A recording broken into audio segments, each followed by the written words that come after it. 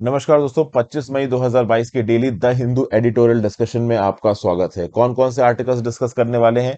तो भैया, इंडिया के फिस्कल फेडरलिज्म से रिलेटेड एक आर्टिकल है, इसको यहाँ पे देखेंगे। ये जो मोहित मिनरल्स जजमेंट केस आया है, जिसमें सुप्रीम कोर्ट ने बोल दिया कि ओशन फ्रेट के ऊपर आप जीएसटी नहीं ले सकते, इसका क्या रेपरकशन हो सकता है, इसको यहाँ पे समझने की कोशिश करेंगे। फिर जो अगला आर्टिकल है वो है सेक्शन 153 ऑफ द आईपीसी और section 295 A of the IPC.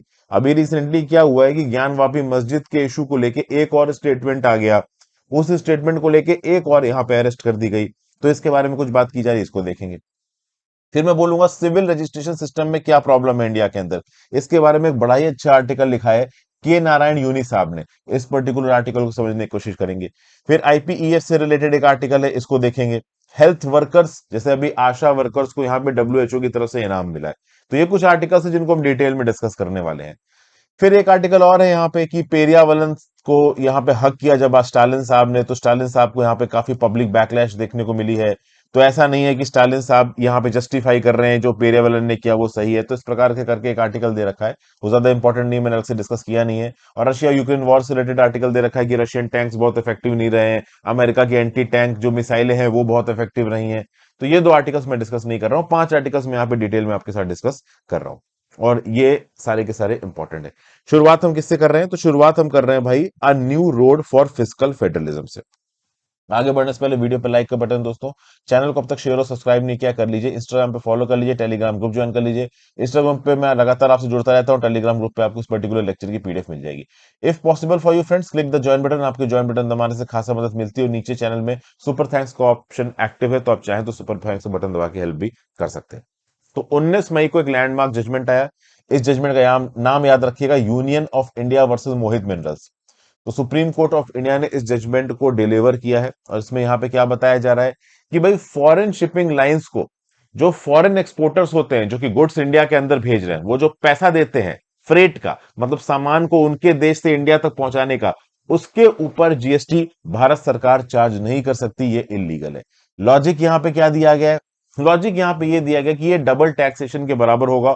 Already जो गुड्स इंडिया के अंदर आ रहे हैं उसके ऊपर जीएसटी लेवी हो रहा है। जी बिल्कुल। मैं आपको बता दूं, मान लो 1 लाख रुपए का गुड इंडिया के अंदर आया, उसके ऊपर मान लो बेसिक कस्टम ड्यूटी 25% है। तो कितना हो गया? 1,25,000 हो गया। इस बेसिक कस्टम ड्यूटी के ऊपर 10% सेस, उसके बाद उसके ऊपर 18% जीएसटी या 28% जीएसटी, जो भी इस कमोडिटी के ऊपर जीएसटी है। इस प्रकार से यहाँ पे टैक्स का कैलकुलेशन होता है। तो यहाँ पे सुप्रीम कोर्ट बोल रहा है कि जब ऑलरेडी आप गुड्स के ऊपर टैक्स ले रहे हैं, जीएसटी ले रहे हैं, तो जो फॉरेन कंपनी शिपिंग लाइन को दे रही है पैसा, उसके ऊपर आप यहां के इंपोर्टर से कैसे जीएसटी मांग सकते हो? तो सेंट्रल गुड्स और सर्विसेज टैक्स एक्ट की, आप कह सकते हो, एक कंपोजिट और टेक्निकल रीडिंग के आधार पर यहां पे सरकार के इस क्लेम को रिजेक्ट कर दिया है। किसने? आपको सुप्रीम कोर्ट ने। लेकिन अब ओवरऑल इसके कुछ और रेपरकशंस भी हैं, इसके कुछ और आउटकम्स भी हैं। यहां पे अब सवाल आ गया है किस चीज के ऊपर। मैं देखिए बहुत ब्रीफ में आपको इस पर्टिकुलर आर्टिकल को बताऊंगा। आपको दो चीजें समझनी पड़ेंगी। एक तो समझना पड़ेगा आपको आर्टिकल 246 ए। आर्टिकल 246 के ए के ही through GST goods and services tax को लेके आया गया था। और एक आपको समझना पड़ेगा आर्टिकल 279 ए। आर्टिकल 279 ए के थ्रू आया है जीएसटी काउंसिल। तो गुड्स एंड सर्विसेज टैक्स को लागू किया गया 101वें अमेंडमेंट एक्ट के थ्रू, ठीक है। और उसी 101वें अमेंडमेंट एक्ट के थ्रू आप क्या लेके आए? आर्टिकल 279 ए लेके आए, जीएसटी काउंसिल। आप समझिए, जीएसटी काउंसिल की कॉन्स्टिट्यूशनल ड्यूटी क्या दे रखी है? वो ये दे रखी है कि the council was given the power to make recommendations to the union and state. अलग अलग मैटर्स के ऊपर जीएसटी काउंसिल रिकमेंडेशन देगा। अब जब यहां पे ये जो जीएसटी काउंसिल बनाया गया था थ्रू आर्टिकल 279 ए, उस समय पे भी एक छोटी सी बहस ये हुई थी कि भाई, चूंकि ये जीएसटी काउंसिल रिकमेंडेशन दे रहा है, तो क्या ये रिकमेंडेशंस बाइंडिंग होगी या रिकमेंडेशंस एडवाइजरी होंगी? क्योंकि आप देखो कि हमारे देश में बहुत सारी कमिटियां कॉन्स्टिट्यूट की जाती हैं, और उन कमिटियों की जो रिकमेंडेशन होती है वो एडवाइजरी होती है, ठीक है ना, बाइंडिंग नहीं होती है। तो हो सकता है कि भाई ये जो जीएसटी काउंसिल बनाई गई, इसकी रिकमेंडेशन भी ये एडवाइजरी हो, बाइंडिंग ना हो। लेकिन शुरुआत में देखिए, जितने भी राज्य सरकारें थी, उन सब ने जीएसटी काउंसिल के रिकमेंडेशंस को माना। क्योंकि बात समझिए, GST is one nation one tax law. अभी one nation one tax law को ग्राउंड लेवल पे आप इंप्लीमेंट ही नहीं कर पाए, तो फिर काय बात का one nation one tax law? GST council अगर मिलकर कोई डिसीजन ले रहा है, और मैं बता दूं जीएसटी काउंसिल में फाइनेंस मिनिस्टर भी हैं और आपके अलग अलग राज्य के भी फाइनेंस मिनिस्टर हैं, केंद्र की फाइनेंस मिनिस्टर भी, अलग अलग राज्यों के भी फाइनेंस मिनिस्टर हैं। तो अब जीएसटी काउंसिल ने कोई डिसीजन लिया और राज्य की सरकारों ने उसको मानने से मना कर दिया, तो फिर काय बात का वन नेशन वन टैक्स? तो जीएसटी काउंसिल जो रिकमेंडेशन दे रहा है, राज्य की सरकार इंप्लीमेंट ही नहीं कर रही है। तो शुरुआत में इस पे कंफ्यूजन था और अब सुप्रीम कोर्ट ने इस कंफ्यूजन को कंफर्म कर दिया। मोहित मिनरल जजमेंट के बाद यह क्लियर हो गया है कि राज्य की सरकारों के पास भी इंडिपेंडेंट पावर है लेजिस्लेट करने की। आर्टिकल 246 के अंदर ओवरऑल जीएसटी को लेकर तो राज्य की सरकारों से डिस्कशन करना ही था, उसके साथ साथ आर्टिकल 279 ए के अंदर जो काउंसिल डिसीजन लेगा वो अलग अलग राज्य की सरकार अगर ना इंप्लीमेंट करना चाहे ग्राउंड लेवल पे तो ना करें, ऐसा यहां पे सुप्रीम कोर्ट ने बोला। मैं आपको एक और बात बता दूं, इसका मतलब ये नहीं है कि पार्लियामेंट यहां पे एक नया नियम कानून पास करा के 279 ए में जो जीएसटी काउंसिल है उसकी रिकमेंडेशन को बाइंडिंग करा दे। पार्लियामेंट ये भी कर सकती है। तो अभी के लिए जो आर्टिकल 279 ए हमारे सामने है, इसमें क्या लिखा हुआ है? इसमें यह लिखा हुआ है कि भाई जीएसटी काउंसिल की जो रिकमेंडेशंस हैं वो सामने आएंगे, बाइंडिंग नहीं है स्टेट के ऊपर, ये सुप्रीम कोर्ट ने इंटरप्रिटेशन दिया है। लेकिन जो सरकार है, जो पार्लियामेंट है, वो एक कॉन्स्टिट्यूशनल अमेंडमेंट एक्ट को पास करा के आर्टिकल 279 ए को अमेंड कर सकती है और ये कह सकती है कि जीएसटी काउंसिल की जो भी रिकमेंडेशन है वो बाइंडिंग होंगे। बट प्रॉब्लम ये है कि ये नियम कानून पास कराने में लोकसभा में, राज्यसभा में दिमाग खराब हो जाएगा सरकार का, क्योंकि जो अपोजिशन पार्टी है और वो राज्य की सरकारें जहां पे बीजेपी की सरकार नहीं है, वो तो ओपनली ये बोल रहे हैं कि भाई जीएसटी से तो हमको नुकसान हुआ है, तुम क्यों जीएसटी लेके आए हो, बिना जीएसटी के हम अच्छे थे, अब तो हमारे पास टैक्स लगाने की भी ताकत नहीं बची। तो जीएसटी के रिस्पेक्ट में और ताकत केंद्र के पास चली जाए, ये इन राज्यों को पसंद नहीं आएगा। ऊपर से सुप्रीम कोर्ट ने मोइन बिरला से क्या बोल दिया कि नहीं भाई, जीएसटी काउंसिल जो भी डिसीजन लेगी बाइंडिंग नहीं, आप चाहो तो अपने लेवल पे थोड़े थोड़े चेंजेस कर सकते हो। लेकिन प्रॉब्लम इसमें यह है कि अपने लेवल पे अगर राज्य की सरकार है अपने नियम कानून with respect to GST apply करेंगी, तो वन नेशन वन टैक्स वाला जो कंसेप्ट है वो यहाँ पे ग्राउंड लेवल पे लागू नहीं हो पाएगा। तो ओवरऑल ये आर्टिकल यहाँ पे दिया गया है मोहित मिनरल से केस में। मोहित मिनरल याद रखिएगा, ये एक्चुअली में इंपॉर्टेंट हो गया, आर्टिकल 246 ए और 279 ये भी याद रखिएगा। फिर भाई अगले आर्टिकल पे आते हैं हम लोग, कौन सा? The executive seems more fragile than hurt sentiment. अभी रिसेंटली हुआ क्या है कि रतन लाल करके एक दलित अकेडमिशियन है, इनको भाई यहां पे अरेस्ट कर लिया गया। क्यों अरेस्ट कर लिया गया? क्योंकि ज्ञान वापी मस्जिद रो के ऊपर इन्होंने कुछ बोल दिया था, उन्होंने ऑब्जेक्शनेबल एक पोस्ट डाल दिया सोशल मीडिया के ऊपर। तो इनको अरेस्ट किया गया under section 153 of the Indian penal code और under section 295 A of the Indian penal code. Section 153 of the Indian penal code क्या बोलता है? प्रमोटिंग डिसहार्मोनी और एनमिटी बिटवीन रिलीजियस ग्रुप्स। दो रिलीजियस ग्रुप्स को धर्म के नाम पे लड़काना, बहकाना, ठीक है ना, उनको इंसाइट करना, ये आता है सेक्शन 153 ए में। और सेक्शन 295 ए में आता है कि आप रिलीजियस सेंटिमेंट को हर्ट करो।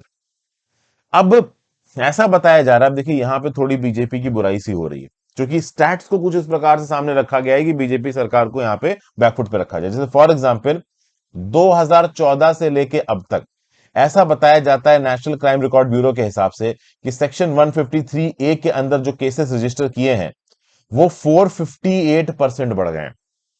मतलब कि रिलीजियस ग्रुप्स के बीच में एनमिटी के बिहाफ पे जो केस रजिस्टर किए जा रहे थे under section 153 of the Indian penal code, they have increase by 458%, और पिछले 2 सालों में ऑलमोस्ट ये दुगने हो गए। ठीक है ना? लेकिन इसका मतलब ये नहीं है कि सच में रिलीजन के नाम पे ज्यादा क्राइम हो रहे हैं, क्योंकि कन्विक्शन रेट यहां पे 20.4% है। तो भले ही अरेस्ट आप 100 लोगों को कर रहे हो, लेकिन उसमें से रिस्पॉन्सिबल केवल 20 लोग ठहराए जा रहे हैं। ठीक है? तो ये 153 ए के रिस्पेक्ट में। सिमिलरली 295 ए, अच्छा 295 ए 153 ए का भी एक स्टेप आ गया, क्योंकि 295 ए में लिखा है कि अगर आपके रिलीजियस सेंटिमेंट हर्ट हो जाते हैं तो उस केस में भाई आपके खिलाफ एक्शन लिया जा सकता है। ओके, अब यहां पे ऑथर बोल रही है कि 1927 में पहुंचो। 1927 के समय पे सेक्शन 153 ए ऑलरेडी एग्जिस्टेंस में था। 1927 में सेक्शन 295 ए को इंडियन पिनल कोड में जोड़ा गया। सेक्शन 295 ए को 1927 में कौन से प्रेमाइस पे इंडियन पिनल कोड में जोड़ा गया? तो उस समय पे जो रिलीजियस माइनॉरिटी कम्युनिटी थी उसने ये बोला कि रंगीला रसूल नाम का एक पैम्फलेट निकल रहा है जो कि उनके फाउंडर को ऑब्जेक्शनेबल सेंस में दिखा रहा है।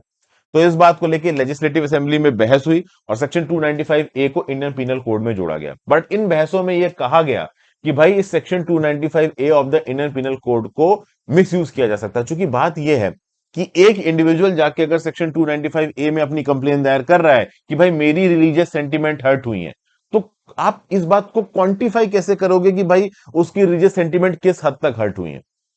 ठीक है ना? कल की डेट में मैं बैठा हूं, मुझे कोई ख्याल आया, कोई किसी ने सड़क चलते मुझसे कुछ बोल दिया, मैंने जाके कंप्लेन कर दी, इसने मेरी रिलीजियस सेंटिमेंट हर्ट किए। देखिए, रिलीजियस सेंटिमेंट आप इस प्रकार से हर्ट हर्ट करो कि कोई बहुत भड़काऊ भाषण दे दो, उससे कम्युनल दंगे छिड़ गए, फिर तो भाई देखो सेक्शन 295 ए लगेगा। लेकिन मान लीजिए किसी ने एक रिफॉर्म के रिस्पेक्ट में बात की, जैसे फॉर एग्जाम्पल इंडिया में कोई कमेंट दे दे कि भाई यूनिफॉर्म सिविल कोड आना चाहिए, हर धर्म के लिए बराबर लॉज होने चाहिए, ठीक है ना, पर्सनल लॉस नहीं होना चाहिए। अब मान लो कोई अपना ये व्यू पॉइंट दे रहा है, अब इस व्यू पॉइंट को लेके अगर मान लीजिए कोई इंडिविजुअल जाके बोलता है कि नहीं भाई ये तो हमारे पर्सनल लॉ के अगेंस्ट है, सेक्शन 295 ए का वॉल्यूशन है, तो क्या आप इसे सेक्शन 295 ए का वॉल्यूशन मान लोगे? अगर अपने कोई व्यू पॉइंट दे रहा है, प्रोग्रेसिव व्यू पॉइंट रिफॉर्म के लिए दे रहा है, तो आप उसे सेक्शन 295 ए का वॉल्यूशन नहीं मान सकते। तो इस कंटेक्स्ट में 1927 में भी यह बहस हुई थी कि section 295 A of the Indian penal code का मिसयूज हो सकता है। उस समय पे इस डिबेट को बोला गया था कि भाई इसको एक टेम्परेरी मेजर की तरह इंडियन पिनल कोड में जोड़ लेते हैं, बाद में इसको हटा देंगे। जब इसको उस समय पे 1927 में इंडियन पिनल कोड में जोड़ा जा रहा था, किसी ने भी ये नहीं सोचा था कि ये 100 साल बाद भी इस्तेमाल किया जाएगा रिलीजियस डाइवर्सिटी वाले देश में, कम्युनल सेंटिमेंट्स को टैकल करने के लिए। देखिए, वैसे तो मैं आपको बता दूं, सेक्शन 295 ए का आना अच्छी बात है, रिलीजियस टॉलरेंस के रिस्पेक्ट में देखा जाए। हमारे देश में भाई अलग अलग धर्म है, हिंदू, मुस्लिम, सिख, ईसाई, अलग अलग जैन, सब धर्म रहते हैं, तो सब धर्म के पास अपनी खुद की फ्रीडम होनी चाहिए।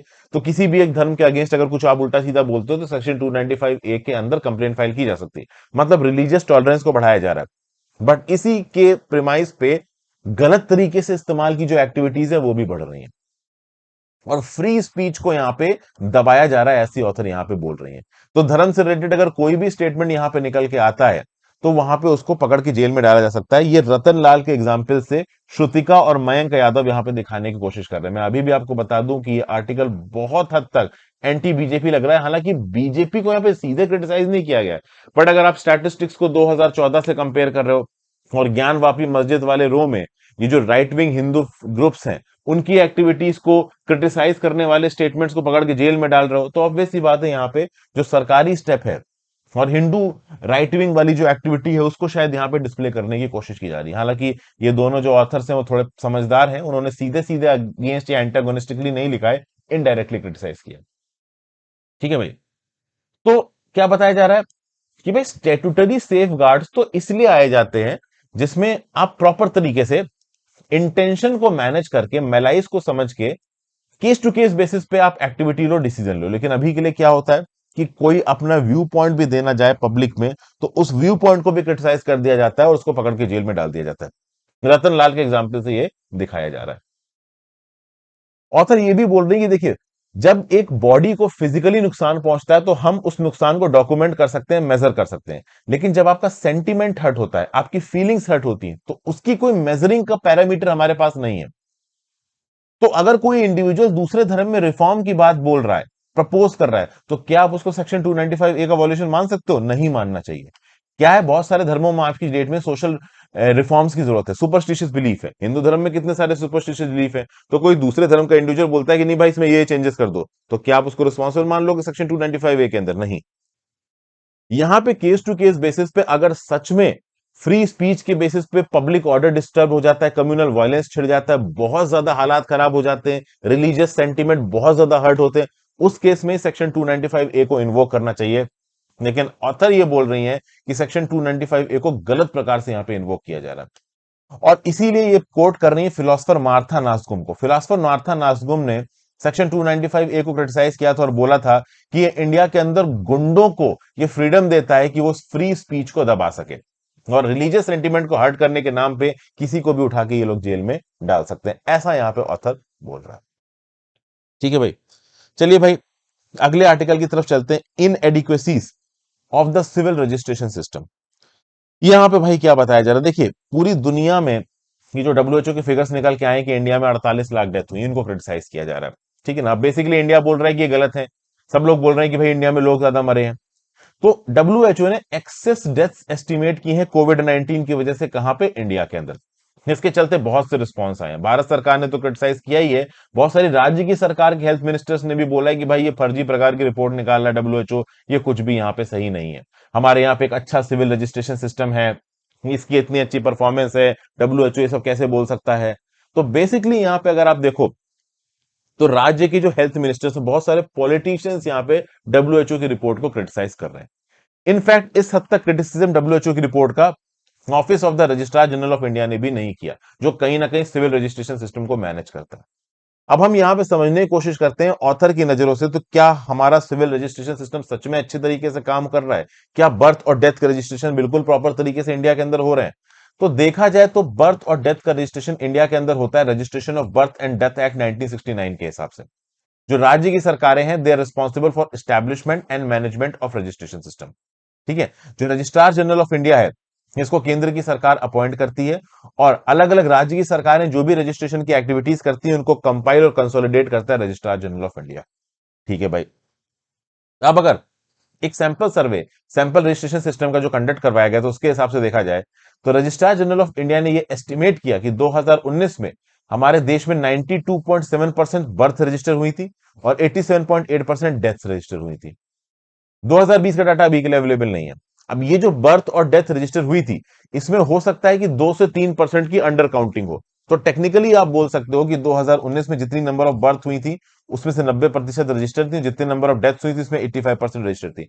यहां पे टोटल बर्थ और डेथ को रजिस्टर करने की बात हो रही है। यहाँ पे ये बात ही नहीं हो रही है कि कोविड की वजह से कितनी डेथ हुई।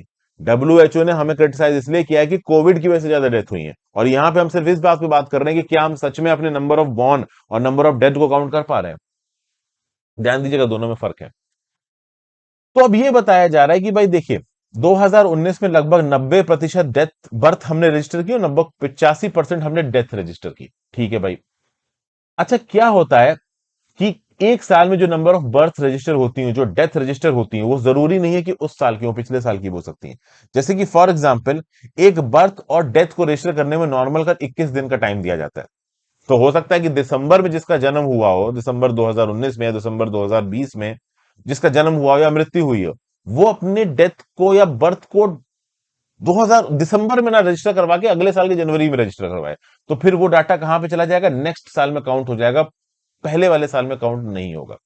तो इन टेक्निकल डिटेल्स की वजह से भी कई बार ऐसा होता है कि 2019 में अगर कोई बर्थ या डेथ रजिस्टर हुई, तो जरूरी नहीं है कि वो बर्थ या डेथ 2019 में हुई हो सकता है वो 2018 के दिसंबर में हुई।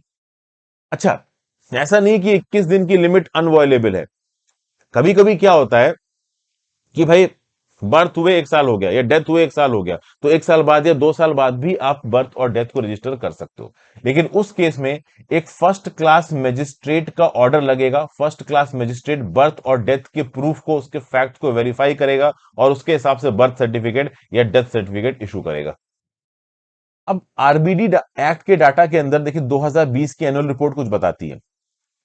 बिहार के अंदर अगर आप देखो तो 2020 में 30.4 लाख बर्थ रजिस्टर हुई हैं, जिसमें से 7.2 लाख 2019 या उससे पहले हुई थी, मतलब 2020 में नहीं हुई थी। तो जो 30.4 लाख बर्थ रजिस्टर हैं 2020 में, जिसमें से 7.2 लाख उससे पहले हुई हैं। सिमिलरली उत्तर प्रदेश में जो 48.5 लाख बर्थ रजिस्टर्ड है 2020 में, उसमें 5.8 लाख पहले हुई हैं। उसी प्रकार से उत्तराखंड, झारखंड, राजस्थान, आसाम में 15% बर्थ जो रजिस्टर होती है वो उस साल से पहले हुई है। नागालैंड में भाई 2020 में जो बर्थ रजिस्टर हुई है 90% उससे पहले हुई है। तो मतलब डीले है यहां पे रजिस्ट्रेशन में। अच्छा, अगर आप डेथ की बात करो तो डेथ में इतना डीले नहीं होता है। डेथ में प्रोपोर्शन जो डीले का है वो कम है। फॉर एग्जांपल 2020 में 10% जो डेथ रजिस्टर की गई थी, उसकी आप कह सकते हो कि मतलब जो डेथ हुई थी वो 2020 से पहले हुई थी। मतलब 2020 में अगर 100 डेथ रजिस्टर हुई तो लगभग 10 डेथ 2020 से पहले हो चुकी थी। ये नंबर आसाम के लिए 13%, झारखंड के लिए 14%, राजस्थान के लिए 15%, उत्तराखंड के लिए 14% और उत्तर प्रदेश के लिए 13% है। अब समझिए, 2020 में 20.5 लाख बर्थ और 7.6 लाख डेथ रजिस्टर हुई। ओके, इसमें महाराष्ट्र, दिल्ली, सिक्किम का डाटा नहीं है। 2019 में यही नंबर 21.6 लाख बर्थ और 5.3 लाख डेथ्स था। अब इसमें आपको समझना पड़ेगा कि ये जो रजिस्ट्रेशन हो रहे हैं, अगर आप एक साल में 250 वर्किंग डे माने तो प्रतिदिन 11,000 डीलेड रजिस्ट्रेशन हो रहे हैं। तो अगर 11,000 डीलेड रजिस्ट्रेशन ऑल ओवर इंडिया प्रतिदिन हो रहे हैं, तो इस बात के पूरे चांसेस हैं कि जो भी सब डिविजनल मजिस्ट्रेट्स या फर्स्ट क्लास मजिस्ट्रेट्स इन बर्थ और डेथ को रजिस्टर कर रहे होंगे, उन्होंने प्रॉपर तरीके से ग्राउंड लेवल पे फैक्ट्स को वेरीफाई नहीं किया होगा, तो यहां पे मिस रिपोर्टिंग भी हो सकती है। और 2020 में तो लॉकडाउन लगा हुआ था। लॉकडाउन के समय पे आधे लोगों की ड्यूटी तो कोरोना में लगा दी गई थी, आधे लोग वर्क फ्रॉम होम कर रहे थे। तो 2020 के समय पे ये जो डेथ और बर्थ को रजिस्ट्रेशन वाला काम था ना, ये खतरनाक तरीके से इफेक्ट हुआ था। समझ गए आप बात को? और जो फर्स्ट क्लास मजिस्ट्रेट्स हैं, जो मजिस्ट्रेट ऑर्डर है जो कि यहाँ पे रिलीज करता है कि हाँ भाई, इसकी बर्थ को मैंने रजिस्टर कर लिया काफी दिन बाद, 21 दिन के टाइम ड्यूरेशन के बाद अगर बर्थ या डेथ रजिस्टर हो रही है, तो जो एग्जीक्यूटिव मजिस्ट्रेट है वो तो ग्राउंड लेवल पे वेरीफाई करेगा ना। और कोरोना के समय पे और भी बहुत सारे इंपॉर्टेंट काम थे, तो ये जो वेरिफिकेशन का प्रोसेस है, ये इफेक्ट हो गया होगा उस टाइम पे। तो कहीं ना कहीं ये बोल देना हमारी कंट्री के अंदर कि भाई हमारा जो सिविल रजिस्ट्रेशन सिस्टम है वो बहुत प्रॉपर तरीके से काम कर रहा है, इसमें कोई भी कमी नहीं है, ये बोलना बिल्कुल गलत होगा। इनफैक्ट अगर आप 2020 में देखो, तो टोटल रजिस्टर्ड डेथ में 39.8% वुमेन की डेथ है। 2019 में नंबर 40.7% था। तो वुमेन ऑलमोस्ट 50% है आबादी का, लेकिन जब डेथ की बात आ रही है तो वुमेन 39.8% मर रही है और 60% मेन मर रहे हैं। तो देखिए ये भी डाटा सही नहीं है। इसका मतलब क्या है? इसका मतलब ये है कि वुमेन की डेथ्स की रिपोर्टिंग हो ही नहीं रही है, अंडर रिपोर्टिंग हो रही है वुमेन की डेथ में। और उसकी बहुत सी वजह हो सकती है। देखिए, डेथ रजिस्ट्रेशन इंसान किसी पर्पस से करवाता है, उसको भाई कोई प्रॉपर्टी बिख्यूत करनी हो या कुछ और, यानी कहीं पे सर्टिफिकेट जमा करके इंश्योरेंस का अमाउंट लेना हो। अगर ऐसी चीज नहीं करनी है तो बहुत सारे लोग अपने घर में हुई डेथ्स को रजिस्टर भी नहीं करते हैं। बर्थ तो आज की डेट में फिर भी रजिस्टर करवा लेता है लोग, क्यों?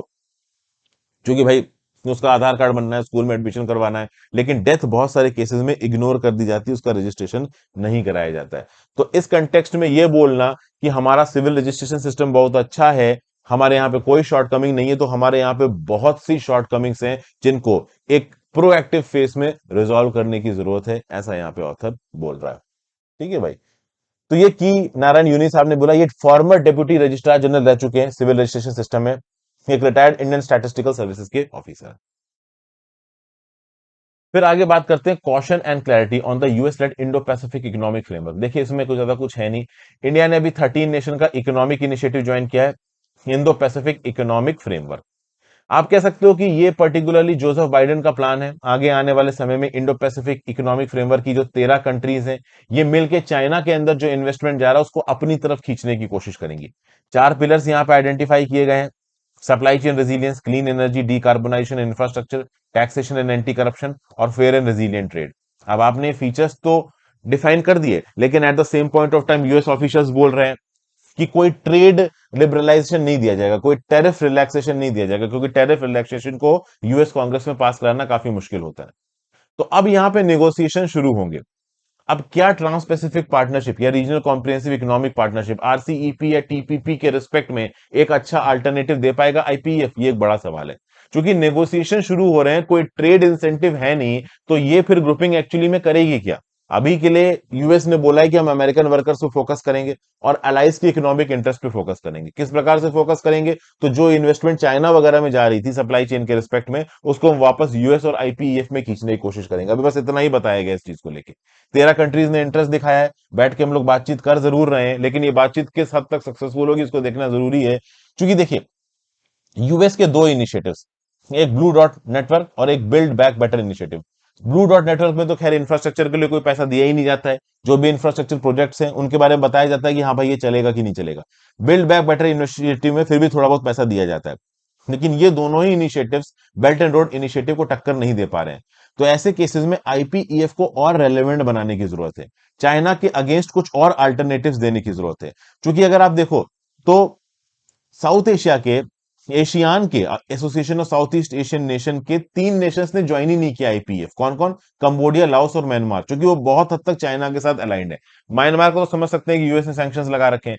कंबोडिया और लाओस को ज्वाइन कर सकते थे आईपीएफ, उन्होंने भी नहीं किया। वो अभी के लिए अपनी डिपेंडेंस चाइना के ऊपर ही रखना चाहते हैं। तो चाइना के प्रति अल्टरनेटिव की तरह अगर आप इस पर्टिकुलर मैकेनिज्म को आगे लेके जा रहे हो, तो उसमें कुछ बहुत यूजफुल पॉइंट्स आपको इंक्लूड करने पड़ेंगे, तभी ये ओवरऑल रेलेवेंट रह पाएगा।